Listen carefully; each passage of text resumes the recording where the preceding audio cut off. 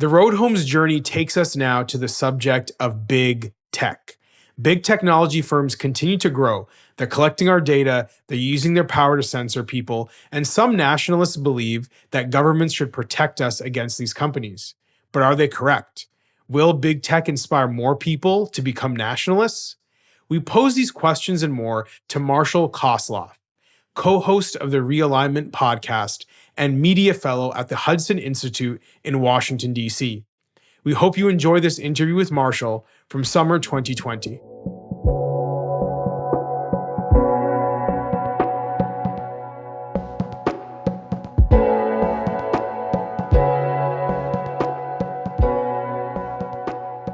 So I want to start our conversation on where you work, I think, in a unique space where technology and politics kind of meet in the policy realm. And I wanted to start with the idea of a tech lash because it's come up a bit in our research and in our conversations with experts around the world, this growing sense of resentment or frustration with global tech companies. And part of why I think that's interesting is because I think you could conclude that would be a fuel for nationalist movements around the world. I would just like to hear from you as one, do you see an actual tech lash? Is that just like a media concept, or do you think that it's a real growing trend in around the world or in the United States in particular? And two, do you think that it fuels nationalism or could fuel nationalism moving forward? Yeah, so it's really interesting because I think you have to separate the tech lash into a couple of different things. So, for example, is it true that consumers have worry about privacy, that they're really skeptical of any sort of big institution? I think that's sort of the defining thing about, I'd probably say North American politics post-Watergate. It's really just this sort of lack of faith in sort of established things that I think, before then were sort of it was sort of expected that people would trust them. So yeah, obviously there's polling that people are skeptical of tech companies, but the problem is if you look at people's actual revealed preferences in terms of how they actually operate, they're fine with tech companies. People will buy the new iPhone. They'll keep using Zoom. Like that's what we're on right now, despite all the sort of concerns about privacy there. Amazon is obviously sort of, if you're a person who lives in an urban region like me, like the places that you can trust, at the worst sort of parts of the lockdown were your Whole Foods being open, your Amazon Prime delivering within 2 to 3 days. So I think you have to separate the hypothetical debate about privacy and trust in big institutions like Facebook and Amazon from the way people are actually acting.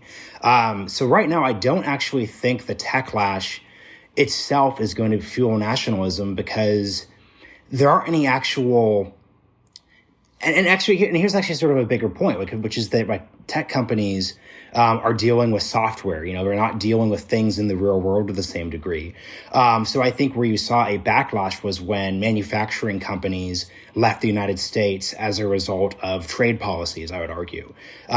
So that's a clear example where that's sort of an event that leads people to support, Bernie Sanders, to support Donald Trump. Like there's the good polling that the sort of regions that Trump performed best in and the regions that Bernie did best in during 2016 were regions that had been deindustrialized. But I don't see a example of that in the tech space. The last sort of bit I'll add to this is that I think there's a lot of competition between tech companies and regulators. So yes, it's true that if you're a member of the United States Senate, or if you run an antitrust committee, or you're at the FTC, there's obviously going to be a lot of skepticism of tech companies, and there's obviously going to have to be conflict over mergers and acquisitions. But that isn't the type of thing that's leading the populace itself. Yeah. So one of the terms I've seen used in discussions about tech lash more recently is a term called Techno nationalism. I don't know if you've come across it, but the basic idea is that some governments are using their power to restrict or encourage the use of platforms that are domestically created and controlled, as opposed to, tech platforms or software that's created in a let's say a competing country. So China's a textbook example of a country that's using that approach. There are some signs of it when you look at Senator Josh Hawley in the US and his discomfort with TikTok, for example. There seems to be a growing sense of do these tech companies actually owe a responsibility to the country that they're from, or that they're based in, or that their technology was designed and developed in, or and if so, then does the United States or China or whomever have a unique claim over saying, you are responsible to us primarily and advancing our national interest primarily? And Yeah, I suppose sorry. if you take that perspective, then tech companies that don't have that position, you may encourage suspicion of. And I think that's what's happening with TikTok, for example, where it's like, you don't have any responsibility to the United States. You have a responsibility to China. Do we trust you to have our data and to operate in our market? Is that a growing trend, you think? Like, will we see more of that? Will we see more people expecting tech companies to have national responsibilities and allegiances? Yeah, and I think what's so interesting is that the tech companies themselves are actually trending in this direction. I think as part of the argument about making the case against antitrust, breaking up these sort of companies, government hostility, you've seen places like Facebook, Google, et cetera, sort of advance this argument that they are national champions.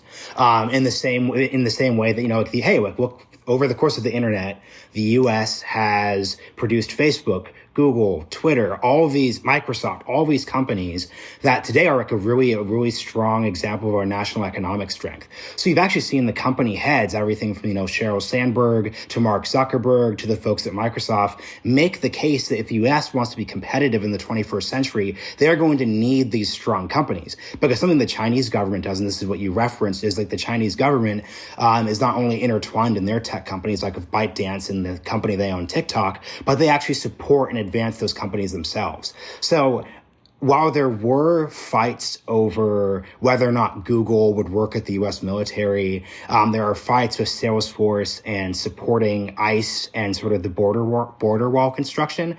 I think those were sort of like early to mid Trump administration dynamics. And when you look at the long term, I think tech companies themselves are going to frame themselves. They would never say it this way, but they're going to frame themselves in a very nationalist direction. The basic subtext of the national champions argument is that, hey, why would you cut off an arm of national power, both from a hard power and a soft power perspective, when you're competing with China? China isn't talking about breaking up Alibaba right now. They're not talking about breaking up ByteDance. Why would you do the same thing in this country too if you want to compete with us? So I think that that's one of those interesting directions where it's actually sort of the tech companies themselves who are taking the lead. I think, though, the broader thing that Senator Hawley is referring to, which is a broader critique of the fact that companies don't necessarily see themselves as being rooted in the nation that they sort of come from, I think that's a dynamic that's going to be solved by, once again, like the great power competition with China issue. I mean, you saw this with the NBA last year. It's going to be harder and harder for companies to not pick a side, or at least not pick a framing. And you see this with Huawei. Huawei and the 5G debates that we're having right now too. I think a lot of the sort of geopolitical trends are going to solve that issue. It's not 2013 anymore. And I think what we would find in some of the discussions about these tech companies and their connections to governments is a concern that there is a global pressure to not have those nationalist bends in their policies or in their messaging. That there is a global order that actually wants the Facebooks and Twitters and Googles to see themselves as transnational in some way, right? Is there actually like a powerful trend in the other direction where there are people who actively don't want, the Apples of the world to become, closer ingrained with the U.S. government, but perhaps to encourage them to become more global in their thinking and reverse the trend that you're describing? Yeah. So what's interesting about this is that I think what's hard is that all these institutions, all these companies are run by, and this is part of the part of the Hawley critique that I really buy, are really, run by, the top tier of like American society in terms of like meritocrats who went to all of the best schools, who all sort of know each other. Everyone goes to Aspen or Davos every single year. Like we all know like that critique, and that's a socio-cultural class dynamic that's real. The problem, though, is that while there's sort of always going to be this urge to say, well, look, at the end of the day, we all are global citizens, or at the end of the day, we should believe in these international institutions like the World Health Organization or the WTO or the UN. We shouldn't just focus and sort of talk in a very nationalistic manner because, and this is why I just want to emphasize, because of the specific dynamics of the US-China competition, because of the fact that there are projects like Belt and Road, so this is investment, and because of the fact that these institutions that sort of exist to promote. And I want to be clear, right? Like, I really think the sort of like post-World War II institutions were like a really good idea. And like, there's a reason why we haven't had a great power war for the past 60 years. I don't think you could look at the UN or the WTO and the WHO and say they've been total failures. The critique, though, is that they no longer work moving forward. And despite any sort of intellectual urges that people are going to have to sort of keep bringing back the sort of tradition of trying to think in a global manner, it isn't going to matter, because at the end of the day, companies and countries are going to have to choose between whether they're going to accept Huawei to deploy their 5G networks or whether they're going to choose Ericsson or another sort of brand that possibly the US government is deciding. The economic and geopolitical realities just are too strong to be stemmed by, I think, post-Cold War optimism about the world order. Yeah, and I suppose in some sense, like, these tech companies are a reflection of what's working well in our society. Like, they possess great technology. They seem to be really good employers of some people, at least. They have expanded our imaginations about what's possible for human society and human civilization. And yet their success also seems to breed a kind of discomfort with how unequally shared the benefits of those civilizational peaks have been, right? I mean, there are people who would argue, and I'm sure you've seen the versions of this argument, that because we all have iPhones and because we all have Facebook accounts or Twitter accounts or whatever, that we are in this like opulent age of human existence, and we shouldn't be having the same problems with discontent or instability that we may have had in previous eras. And yet it seems like we're destined for dissatisfaction to rise and for people to ask for something different, because I'm not sure that what tech companies offer is completely satisfactory to the average family, the average worker. I think people are also looking for something more, and perhaps that shows the limits of what the private sector is capable of giving humanity in the first place, and the need for governments to have enough power that they can satisfy some of our other needs as far as community and identity and belonging is concerned. I guess one of the things that come out of your comment that I find curious is, if tech companies are run by this, as you put it, this kind of meritocratic focused elite, often living on, in coastal cities, and that is not a majority of the American population, is it possible for them to operate in a way that actually doesn't alienate large swaths of the population? I mean, certainly there's a growing audience in America for conservative frustration around the way tech companies censor people and who they privilege to have larger platforms versus others and who they ban. Is that an inevitable problem, or do you see tech companies being able to adapt to be more, I don't want to say inclusive, but I think more responsive, let's say, to the diversity of opinions and political views within the country?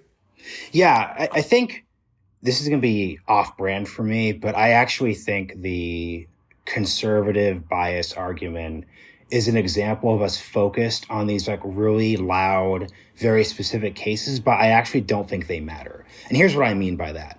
Obviously, any sort of like, imagine your most sort of Midwestern Fox News viewing conservative person who like is going to vote for Donald Trump in 2020. If they hear that Facebook or Google dislike conservatives or fire someone like James Damore, they're not going to like that. They'll click an article, they'll retweet it, they'll share it, they'll engage with it, they'll be unhappy. They're talking to Paul why they don't like that. But the thing I always just go back to is like revealed preferences. Those instances are actually like not enough to actually cause someone to stop using those company, to stop using the technology of those sort of things used. So like there's a reason why every single attempt at creating alternatives to whether it's sort of Facebook or Google or Twitter has basically, or along conservative lines, has basically floundered. And like, frankly, and this wasn't the intent of most of them, but they end up getting captured by far right folks. Like there's a reason why like Gab is not where mainstream people are spending their time. It's because at the end of the day, like there are these like very targeted communities of people who are alienated by social media companies, but that's just not the average use case. My girlfriend's family, they live in South Carolina. They are sort of the epitome of people who like are deeply unhappy with sort of the Acela corridor coastal elites. They're not on Gab. They use Twitter. It's actually funny. My girlfriend's mother, she has an anonymous Twitter account because she thinks she'll be censored by Jack Dorsey for being a conservative, but she's still using Twitter. She's not on Gab. So I think it's really, and I want to be clear. I'm not trying to dismiss the concerns that conservatives would have about like liberal elites like running these companies. Like this is like a really real thing. And I think too often people just sort of look at fairly standard socially conservative arguments and then put them in this sort of far right bucket. But like, honestly, like I actually think like whenever there are cases of, for example, a, anti-abortion group getting censored on Twitter actually like fixes it pretty quickly. I actually think they're pretty responsive to these sort of events. And I think that's actually like largely why they've been able to sort of handle this sort of issue. But I just want to take a step back and respond to a previous comment you made that I appreciated when you were talking about like, is it possible that there's sort of backlash over the sort of distributed gains of sort of the economy right now? Because like we have this like major issue, which is that because of tech companies, like you and I are having this conversation from home. I'm assuming that this is your home right now.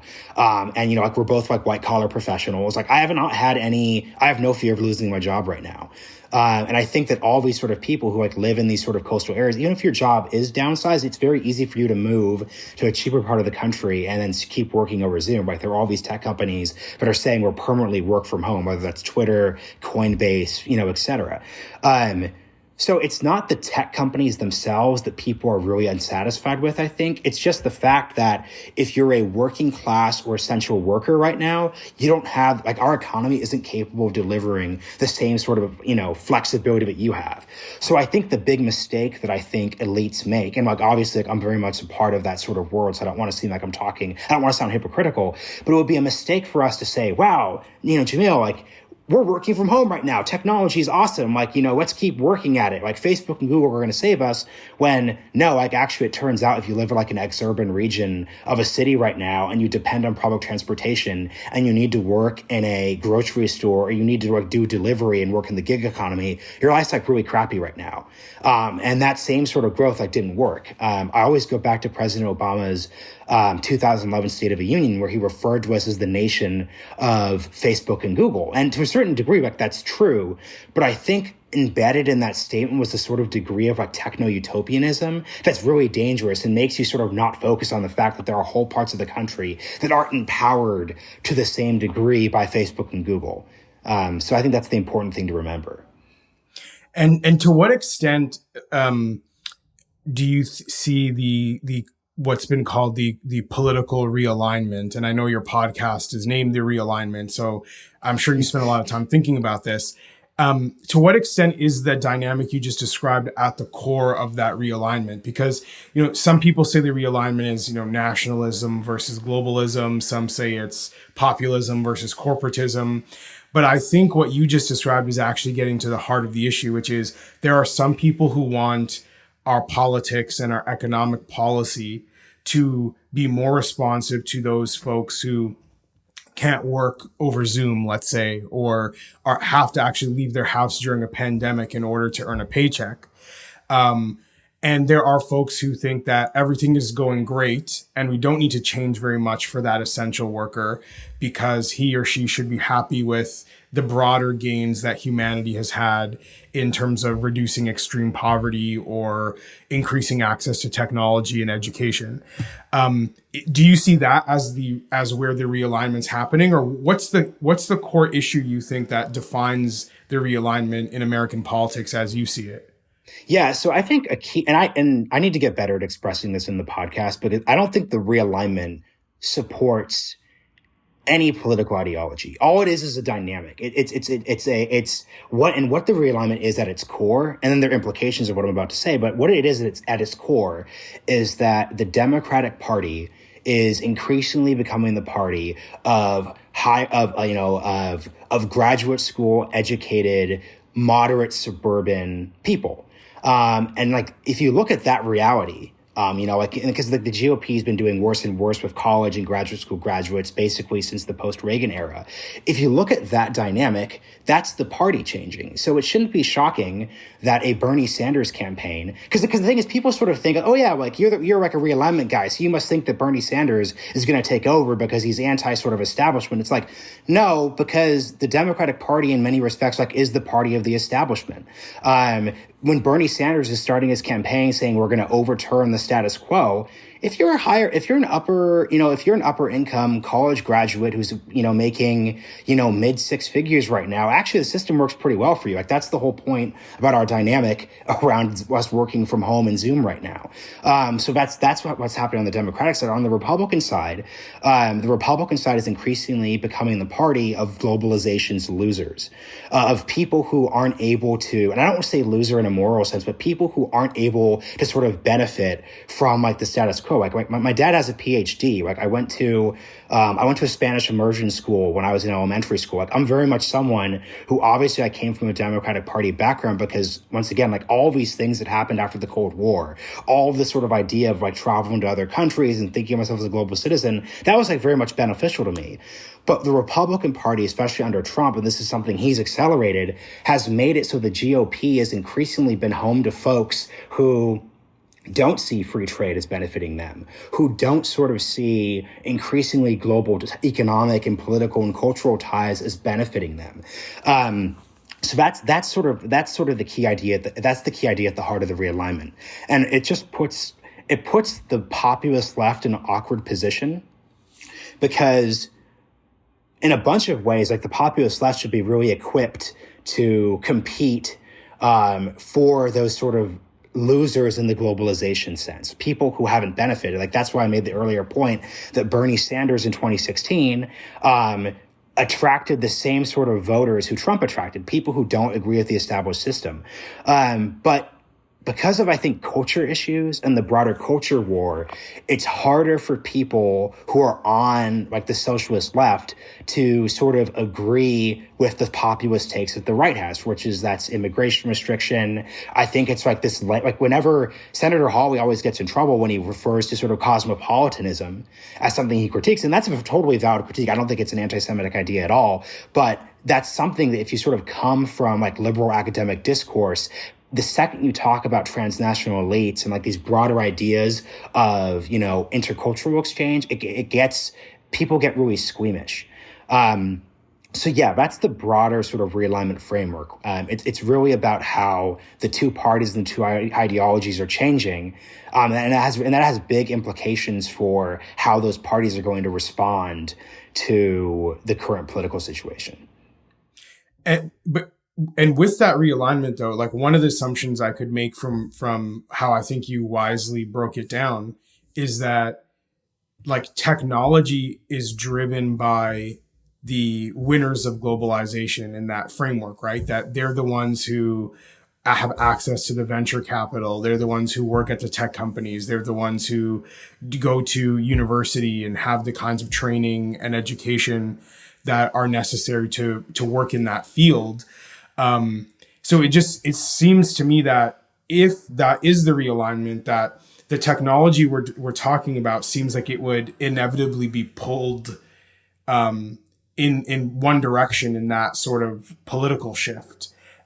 and then it seems like, on the side of, let's say in this case, the Republican side, that it would make sense that Republican politicians would sort of rally against these tech companies because they are from they're part of I guess a different base than the Republicans value in the first place. And it almost in the sense of, how you might find in local politics that someone who's trying to get voters from the suburbs or rural areas rallies against the big city, right? Because that's where they think they're better than you, and that's where they have more money. And it seems almost like tech companies become a placeholder for that dynamic.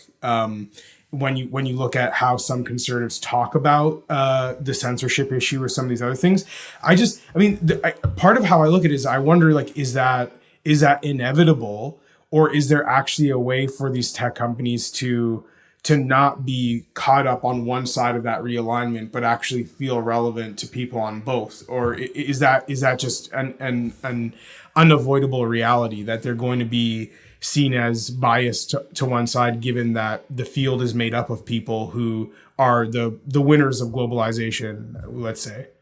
Yeah, and I'll start from what you just said. And the issue there is, like the tech companies are always going to lean center left. Like that is like the defining that's like the defining dynamic here. So there's always going to be this sort of tension. But I think the thing that's interesting, and this is something JD Vance has written about, is I actually don't think you're going to see a far-ranging conservative movement against the tech companies in a way that truly matters. And part of the issue here is this is where market ideology comes in. Because part of the issue here is that parties are coalitions. So yes, it's true. Like there are socially conservative voters who would be a natural sort of line of attack, which would be a natural constituency for, like, let's say a Dan Crenshaw or a Ted Cruz or a Donald Trump going off against tech elites, as sort of like as part of our hyper-partisan, polarized culture war. The problem though is that that entire dynamic runs up into a huge portion of the other part of the Republican Party coalition, who are economic, market-oriented, libertarian-leaning conservatives who often come from Wall Street, who often donate a lot of money. And also like you have people like the Kochs. So look, if you were a Republican and you wanted to say, hey, Google, let me just do my most sort of self-parodying what this Republican attack you're talking about would be, is like, hey, Google, Facebook, Twitter, they all hate us. They have all this market power. They use their power to go after conservative causes, aka Tim Cook and Apple, threatening to pull out of the state of Indiana in 2015 over the trans bathroom bills. There's an easy line of attack for conservatives there. But the way you would go after these companies is you would threaten to break them up. You would say, like, we're going to declare war on these companies and we're going to push against them. But that's not going to happen because that involves an action of antitrust, which goes against market ideology. So that's why you see a lot of conservatives and a lot of, frankly, conservatives who run the sort of donor side of things just push back against that idea and say, like, you're actually not going to do that. So then we're stuck in this sort of really annoying, and once again, I'm not saying I favor breaking up tech companies, but we're just sort of stuck in this annoying dynamic where conservative politicians will slap Google over the wrist and have these kabuki theater hearings over actions that some random content moderator did, but there's no actual threat of action. Because once again, like, that threatening of action would be a broader line of attack that I think would threaten the power brokers of, like, the Republican Party. Like the Kochs are not going to fund politicians who are in favor of a broad antitrust push, because there are broader implications beyond the tech industry when it comes to sort of the antitrust discussion. It's one of those, and this is why I hate the culture war, because it basically keeps us in this pointless dynamic where it feels like we're taking action in either direction, but it doesn't actually change the underlying set of facts. Yeah, and certainly a problem with the culture war too is that you wind up having people whose power is actually in policy fighting about things that have nothing to do with policy at times, and more about messaging or how we communicate about things as opposed to acting on things. So in closing, just one thing is, I'd be curious to know your thought on it. Does all of this point to an inherent tension between nationalist politics and the free market, generally speaking? Like, is there just a point where, yes, you can say certain things about putting America first and wanting to have control over various industries to regulate them so that they benefit the domestic working class, and we can say all those things, but ultimately to act on them requires intervening in the market in a way that might risk a lot of the collective benefits that we have from being in a capitalist economy.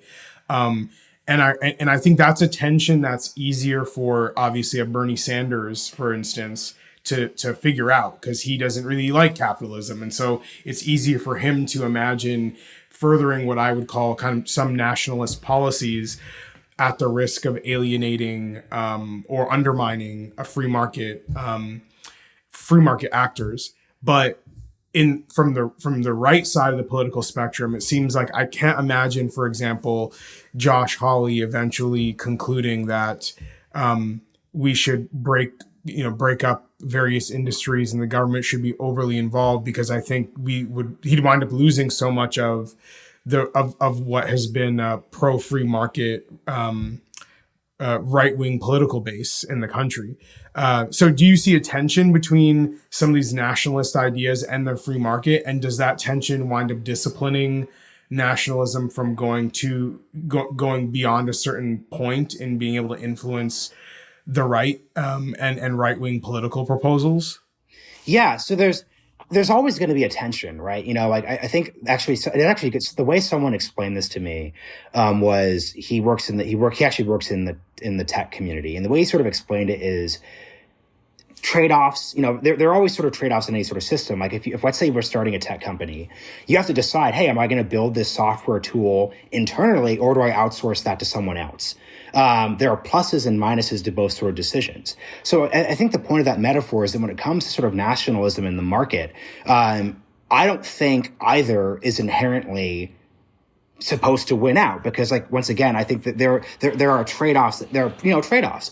So, for example, in the 1960s, I'm sure that Boeing and the U.S. defense industry could have made a lot of money selling parts to the Soviet space program. Like that, if we had a pure market where where there was no concerns about national security and there's no great power and there's no superpower competition, we would just have an unfettered market and people would sell things and people would buy things and there would be, there would just be, economic growth. But there'd be a cost, because that cost would be, we'd be empowering a geopolitical enemy of the United States, and there'd be a problem there. So nationalism, and even just sort of the idea that we are a nation of citizens that have interests that are different than another nation of citizens, right? I think it's key to articulate at its core what nationalism means, because I think it's easier to sort of articulate its importance to people. That is a check on the market. At the same time, though, the market is also a good check on government, because the problem is that, and this is where I think libertarians, in a non-parodying form, provide a useful perspective, which is that government actually doesn't know everything. Government can't literally just pick it'd be very hard for the government to just sort of say okay, we're going to decide we're going to have the number one tech industry in the world, so we're going to just spend all this money and do this and that. That's not something government can do. That's actually something that the market, when properly checked by ideas like nationalism, when checked by sort of our constitutional form of government, can accomplish things well too. So I think it's really important to understand that nationalism and the market are both actually good things, and they can be bad things, and they have to be sort of dynamically applied together. I think that Oren Cass sort of provides the best last word on this when he says, look, I'm pro free market, but I'm not a market fundamentalist. I'm pro the idea that we should focus on the American nation and its citizens, but I'm also not a fundamentalist when it comes to nationalism. That's the sort of biggest mistake both sides can make. And that's why it's frustrating when our polarized debates sort of force people to sort of talk in that sort of language. Great. Thanks very much, Marshall. Appreciate your time, man. Yeah, thank you.